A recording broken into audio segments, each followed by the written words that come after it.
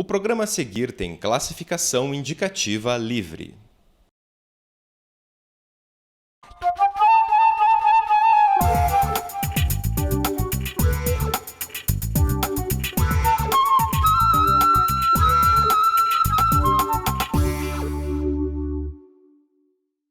O Papo no Café de hoje recebe o ator paranaense Mauro Zanata. Mauro, é um prazer te ter aqui no Papo no Café. Seja muito bem-vindo. Aceita um cafezinho para começarmos? Sim, por favor. Então tá bom. Enquanto isso, Mauro, me conta um pouquinho como que você se descobriu ator? Bom, essa questão foi um acaso, né, para começar. Eu nunca tive esse pensamento voltado às artes, não profissionalmente. Já vivia alguma coisa na infância, já vivia um universo de desenho, de fazer teatro de garagem, né? Aquela coisa de criança, de adolescente. Brincando com os amigos. Mas o teatro foi um acaso. Eu estava na universidade fazendo mecânica e estava muito aborrecido, na verdade, com a escolha, com a minha opção. Era um período dos anos 80, pós-ditadura, muita greve, enfim, eu acabei fazendo um curso de mímica que apareceu, assim, vi um cartaz, fui fazer esse curso de mímica e foi uma cisão absurda. E onde você estudava? Em Florianópolis, numa das melhores universidades de mecânica da época, né? Mas foi um rompimento, uma cisão. Eu fui no primeiro dia de aula de mímica e que foi o meu último dia de aula de engenharia mecânica. Absolutamente. Quebrei e comecei a fazer teatro a partir da mímica e daí para frente são 30 e alguns anos. E lá, foi em Florianópolis também, né, Santa Catarina, que você recebeu o seu primeiro prêmio como ator, né? Foi o troféu Valdir Dutra em 83 e foi muito valioso na época porque nós ganhamos o prêmio com um espetáculo exclusivamente de mímica, que era muito contestado. A mímica não estava dentro da classificação como teatro. Ela estava em outro lugar. Fica mais para o circo, né? Arte circense, sempre fica nesse meio do caminho, né? Que foi um caso agora da Mar Ribeiro, que recebeu um Gralha Azul ano passado, com um trabalho de clown, como uma palhaça, que recebeu o prêmio de melhor atriz. Né? Então, chocou todo mundo. Chocou, pois é. Palhaço ator, como assim? A gente conversava um pouquinho, falando, né, de palhaço, a gente conversava um pouquinho aqui antes da entrevista. Na verdade, o palhaço, ele não é um personagem, né? Como todo mundo pensa. Conta pra gente um pouquinho sobre a sua visão desse... Pelo ponto de vista do ator, ele não é um personagem. Né? Não é um personagem porque o teatro não é um lugar da representação... Desculpe, o palhaço não é o lugar da representação. É o lugar da vivência. O ator está lá vivendo a brincadeira, se relacionando com a sua plateia. Né? Se você cai no campo da representação, você vai para outro lugar. Né? É uma relação muito delicada do palhaço. Ele brinca com as emoções, ele brinca com o estado da pureza do ser humano.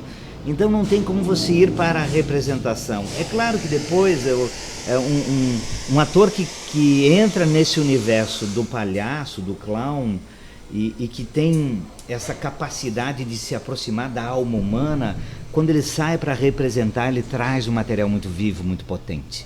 Mas a princípio, quando você vai trabalhar com ator, você exclui a condição de personagem e coloca ele na situação de viver aquela ação.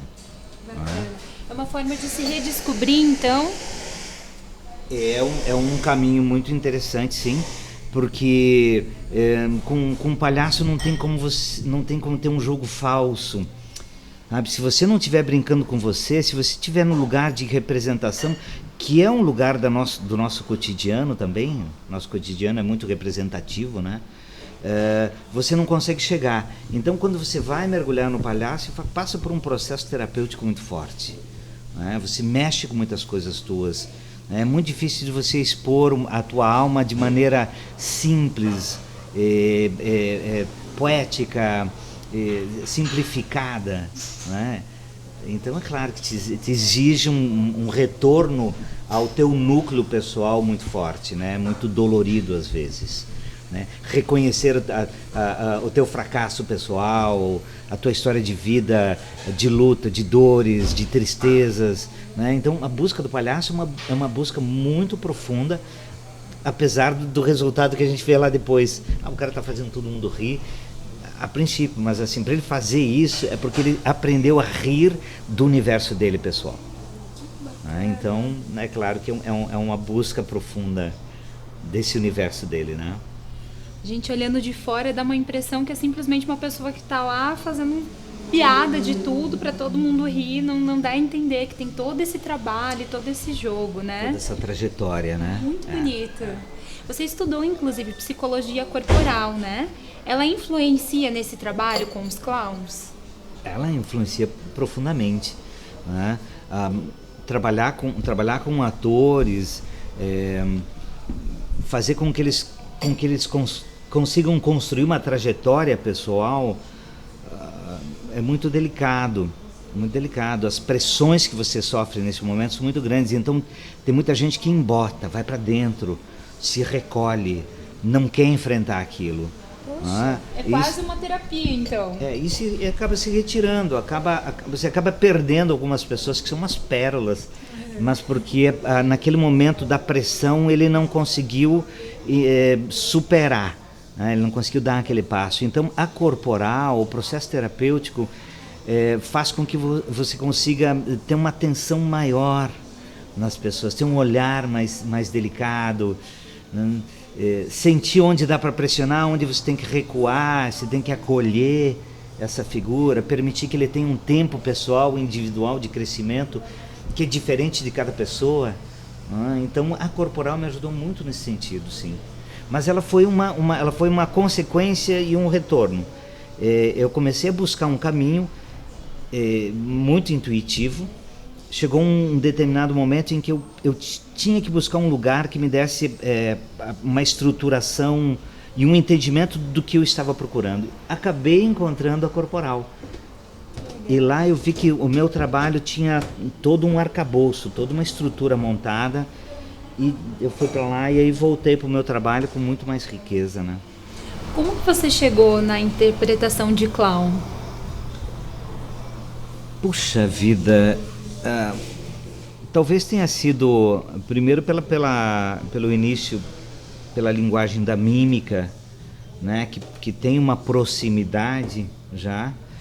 Segundo, porque já quando eu comecei a fazer a mímica, eu já queria quebrar alguns padrões, né? Eu tinha vontade de falar, eu tinha vontade de fazer umas palhaçadas que tinha muito a ver com a minha pessoa, com o meu adolescente, com a minha criança, né? De fazer palhaçada, de brincar. E aí eu comecei a conhecer algumas linguagens. Eu estava na Europa, estava em Londres, comecei a conhecer o trabalho da comédia dell'arte, que tinha muito a ver com o palhaço, né? Comecei a conhecer algumas figuras de clown de lá, fiz curso com o Philippe Gautier, do Teatro de Soleil. Eu fui descobrindo esse material e o clown apareceu. Enfim, parece que era um caminho predestinado já. Como foram esses seus estudos fora, né? Você até chegou a desenvolver uma metodologia própria, né, para ensino de atores. Foi durante esse período que você desenvolveu isso? Como que foi? A metodologia ela foi acontecendo, e eu não sei nem se é uma metodologia, eu desconfio de mim mesmo eu acho que é mais uma desconstrução de um jeito de ensinar, abrindo para novas possibilidades, do que uma metodologia, porque eu fui mais do que tudo tentando sair de um lugar de ensino que era o lugar da pressão, né? Que a gente sofre a vida inteira, que a gente sofre a vida inteira, que é cumprimento de etapas, que é você assimilar a informação, ou receber a informação, não ter tempo de assimilação. Já prova, e um sistema brusco, né? Um processo competitivo. Eu fui buscando um lugar que era um lugar mais espalhado, onde desse a esses alunos a possibilidade de se sentir bem, de se sentir num lugar de prazer, né? Eu vou sofrer, mas eu tenho alguém do meu lado me dando um apoio. Que bacana. né? Então, assim, o meu sofrimento é acolhido, é recebido, e é mais fácil de eu mergulhar nesse universo, nesse poço, nessa escuridão, quando tem um grupo dando esse suporte, essa sustentação, né? Porque a gente tem umas pérolas nossas muito preciosas, e a pressão nem sempre é o lugar para trazer esse material para fora. A tendência é de que você guarde esse material delicado e traga alguns outros elementos que são interessantes, mas aquele material precioso, aquela sutileza, não achou lugar para vazar, para sair. E são essas pérolas que a gente quer buscar, esse baú, essas chaves, que às vezes não é uma só, se encontra uma chave e tem mais uma, e tem mais uma, e tem mais uma, e você tem que dar suporte para que esse ator consiga catar essas chaves e abrindo esses baús e chegando num íntimo, mais íntimo de todos, que é o seu núcleo pessoal. Como fazer isto? Um dos lugares que eu trabalho por incrível que pareça, é você sair de dentro de você se abandonar um pouco, né? É você olhar para fora, olhar para o outro, né? Porque enquanto você está muito localizado em você, enquanto você está muito focado, a tua mente fica muito tensa, né? A tua necessidade de achar é muito grande, então você não dá descanso para o teu organismo. Ele está o tempo inteiro em busca de alguma coisa. Se você começa a perceber que existe um universo extra você, um universo fora de você, pessoas com quem você precisa começar a se relacionar com mais profundidade, esse olhar ao outro faz com que o teu organismo próprio vá se descobrindo também. Você dá um descanso para ele, né? O nosso corpo é muito sábio, nosso organismo é muito sábio. Se você trabalhar fazendo algumas pontes a partir do universo do outro, reconhecendo no outro o que existe em você, em muitos casos, enfim, você está trabalhando com 20 pessoas, é evidente que você começa a reconhecer a dificuldade do outro e vai encontrando isso em você. Então, assim, relaxa de você, olha para esse mundo de fora, dá um tempo que o teu organismo vai procurar o que você precisa. Que bacana. Não é tão simples assim, claro, mas resumindo, faz parte de a busca, processo, a né? busca seria essa. Que legal. Né? Mauro, você também faz parte de um teatro contemporâneo, né? Como é isto? Eu não sei te dizer. Bom, contemporâneo, sim, né? Porque a gente está se relacionando com o nosso tempo, né? Com as nossas relações. Eu procuro muito buscar no meu trabalho a ansiedade da pessoa, daquele ator, né? Que a ansiedade daquele ator, o desejo dele, os medos dele são medos, são lugares contemporâneos, né? Ele está vivendo essa época, ele vive esse momento. Então, o que eu busco muito é dar voz aos atores, né? Dar voz a esse momento atual. Mesmo que você traga uma obra que não seja contemporânea, uma obra que tenha lá, sei lá, seus 200, 300 anos, você consegue fazer, sim, associações do nosso momento contemporâneo, do que a gente está vivendo agora, do que a gente está passando, porque senão o teatro fica um pouco sem sentido, né? Embora ele tenha essa função também do entretenimento, né? Ou talvez maior até no entretenimento, eu gosto quando o teatro exerce uma função social, né? Mexe com as pessoas no que elas estão vivendo neste momento nosso. E qual a importância de se pensar o teatro dessa forma? Esse teatro mais social, esse teatro para fazer realmente com que as pessoas saiam da zona de conforto e passem a pensar a respeito de situações, né? A gente teve, inclusive, até no Festival de Teatro de Curitiba, uma peça chamada Mendigos. E uma menina, estudante da FAP, levou mendigos. Olha só que bacana! Levou mendigos para assistirem a peça, sim, né? É justamente esse papel do teatro, chocar. Tinha gente dentro do teatro ali que chegou a se retirar porque tinham mendigos assistindo a peça, né?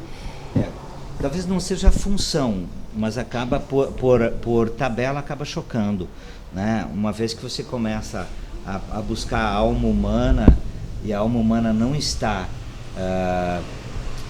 no instituído, está naquilo que a gente guardou, né? A gente vai encontrar no mendigo a alma do palhaço, vai encontrar esse abandono humano. E é evidente que quando você começa a trazer esse abandono humano para palco, ele choca com o que é instituído, né? Ele provoca uma reflexão, né? Ele traz o ser humano para um outro lugar que não é o lugar do dia a dia, do cotidiano mercadológico, né? Porque a gente virou produto de mercado, né? Infelizmente, né? Então, a função do teatro é tirar um pouco a gente do mercado, né? Tirar a gente do mercado, fazer com que a gente enxergue esse ser humano transitando nessa sociedade, nessa cidade quase que abandonada, né? Porque, enfim, os núcleos vão crescendo e a gente vai se distanciando. Então o teatro tem esse lugar, assim, essa função de fazer as pessoas voltarem aos seus núcleos, né? Isso conta desgraça, sofrimento, incapacidade, né? Desamor, e tudo isso no sentido de fazer com que a gente volte a amar, volte a ter sucesso, não sucesso mercadológico, mas sucesso pessoal, felicidade tua, infelicidade tua, enfim. Muito bacana. Falando mais um pouquinho sobre essa questão do teatro e dessas funções, como que é o processo de criação de uma peça, de um personagem? Eu vi que você criou algumas peças baseadas em livros, né? Mas como que é esse processo? Ela é muito, muito individual, é muito de cada obra. A questão mais importante é você deixar um espaço aberto para perceber os sinais que estão sendo dados, enviados para você naqueles momentos, né? E não é nada divino, não. Enfim, as coisas acontecem, os acasos acontecem, né? Você está pensando numa obra, você pega um outro livro, você abre ele e você encontra, você fala, nossa, está falando aqui alguma coisa relacionada com aquele texto, e você fala, opa, já começa a fazer essa transição. Se você dá voz para o ator, se você permite que o ator não fique tão dependente da direção, por exemplo, né? Porque existem atores bastante dependentes, a direção tem que dar a condução para ele, dar a linha, dizer o que é que ele tem que fazer. Se você dá essa liberdade, o ator começa a te trazer elementos. Mas para uma linha de stand-up mesmo, você pensa? Não, em qualquer obra. Por quê? Porque a interpretação depende muito do quê?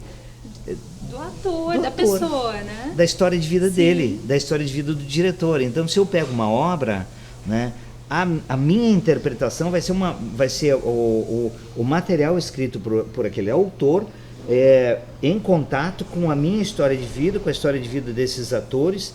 Então cabe a mim fazer as pontes, fazer com que essas pessoas consigam se posicionar, se colocar, se cruzem, trazer seus né? repertórios e mostrar o que eles estão vendo naquela obra. Então são provocações que vão acontecendo. Quando eu fiz o Esperando Godot, olha só, o meu filho ele tinha acabado de nascer e ele fazia um lancezinho com o dedão do pé, que era jogar o dedo para cima. Que acontece muito com a criança, o dedão do pé fica apontado para cima. E quando eu comecei a ensaiar, eu comecei fazendo o estragon, eu jogava o dedo, eu comecei a brincar, jogava o dedão do pé para cima, e meu pé virava e ficava andando com a borda do pé, só com a borda de fora. E depois eu comecei a enfaixar o pé, porque como eu estava andando sozinho, descalço em palco, eu comecei a enfaixar, como se tivesse calo. E assim, o meu personagem aparecia quando eu virava o dedão do pé para cima. Me dava aquela sensação, parecia que eu estava, entrei no estragon. Dá o start. Que legal. Então são conexões que você tem que estar muito atento. Por isso que o teatro é um universo muito rico, né? Ele te dá essa possibilidade de você estar atento, percebendo, ouvindo melhor, né? E aquilo que a gente conversava antes de começar a entrevista aqui, que é de trazer uma sensibilidade que no nosso mundo, né, corrido e digital, enfim, vem se perdendo, né? Como que é esse resgate? É delicioso, é muito lindo ver os atores entrando em contato. Eu tenho um material, por exemplo, que eu trabalho, que é resgatar o teu animal a partir do corpo do macaco. Então eu faço um trabalho, eu estudei com uma figura que se chama Desmond Jones, um professor lá de Londres, que ele fazia preparação de atores para fazer macacos em filmes. Então, 2001, Odisseia no Espaço, ele fez a preparação desse pessoal. E eu trouxe esse material, isso faz 25 anos, eu vim usando, até que chegou um momento que eu percebi que a figura do macaco era muito importante, muito forte. Trazia as pessoas de volta para o chão, para a base, para o solo, né? Relaxava a mente delas, fazia com que elas respirassem mais profundamente, né? Fazia com que elas cortassem esse evento nosso cotidiano, que é fazer. Ser, busca. E jogava as pessoas num solo, deitadas, relaxadas, brincando com essa figura do macaco, respirando, não é? Com o olho desfocado, perdendo tanto foco. A gente está sempre atrás de um foco, né? Não, perde o foco um pouco, volta para você, para o seu universo individual, pessoal. Então é muito delicioso, é muito lindo. Eu trabalho com atores e não atores. Então eu pego atores profissionais trabalhando com pessoas que nunca fizeram teatro. Então é mais lindo ainda, porque assim, ninguém se apresenta no começo. E quando eles começam a improvisar, você não sabe se você está improvisando com um ator ou com o porteiro do prédio, como tem lá. Tem gente que vem fazer o curso que é médico, porteiro do prédio, motoboy, reitor de universidade, juiz de direito, advogado. Então você encontra esse pessoal todo nivelado no mesmo lugar e com o objetivo de se comunicar, de brincar, de encontrar o jogo entre eles. Então é muito rico o retorno disso tudo, né? Falar um pouquinho de cena curitibana, de teatro, como vamos? Me conte. Eu não sei nem se eu sou a pessoa mais indicada, porque eu estou encavernado, estou dentro do meu espaço lá e eu tenho pouquíssimo tempo para mergulhar. Mas uma coisa que me chama a atenção em Curitiba é que está acontecendo alguns eventos que estão crescendo. Por exemplo, o núcleo de dramaturgia do SESI é um deles, né? Que está trazendo um movimento bacana para a cidade. A especialização em cenografia, né? Que está acontecendo lá. Temos a escola na UFPR de produção cultural, né? São núcleos que estão acontecendo, espaços culturais abrindo na cidade, apesar da dificuldade de manter esses espaços. Pois é, a gente vive uma época de crise, mas em contrapartida a gente tem visto, né, o teatro crescer, enfim, florescer, né, na cidade. Isso é lindo, né? Isso é lindo. Agora hoje à noite amanhã à noite tem a abertura da Cia dos Palhaços, que mudou de lugar.